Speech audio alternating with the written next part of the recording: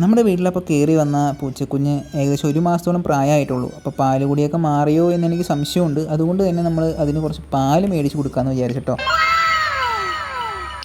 പൂച്ചകൾ പൊതുവേ lactose free മിൽക്കാണ് കുടിക്കാൻ പാടുള്ളൂ. ലാക്ടോസ് ദഹിപ്പിക്കാൻ എല്ലാ പൂച്ചകൾക്കും അങ്ങനെ കഴിവുണ്ടെന്ന് പറയാറില്ല. അതുകൊണ്ട് നമ്മൾ ലാക്ടോസ് ഫ്രീ മിൽക്കാണ് മേടിച്ച് കൊടുത്തേക്കണേ.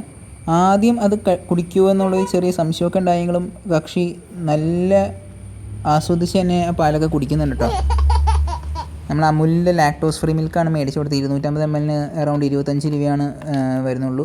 അപ്പോൾ പൂച്ചകളുടെ പാലും പാൽപ്പൊടിയും കാര്യങ്ങളൊക്കെ മാർക്കറ്റിൽ കിട്ടും. പക്ഷേ അത് കുറച്ചും കൂടി കോസ്റ്റ്ലിയാണ്. അപ്പോൾ അതുകൊണ്ടാണ് നമ്മൾ ഇത് മേടിച്ച് കൊടുത്തേക്കണേ കേട്ടോ. നമ്മൾ മിക്കിക്കും ബാക്കി കിക്കിക്കും ചക്കിക്കൊക്കെ ഈ പാല് മുൻപ് മേടിച്ച് കൊടുത്തിട്ടുണ്ട്. അത് വയ്യാതെ അസുഖമൊക്കെ വരുമ്പോൾ ഇതായിട്ട് നമ്മൾ മേടിച്ച് കൊടുക്കാറുള്ളത്, പെട്ടെന്ന് കുടിക്കാനൊക്കെ ആയിട്ട്.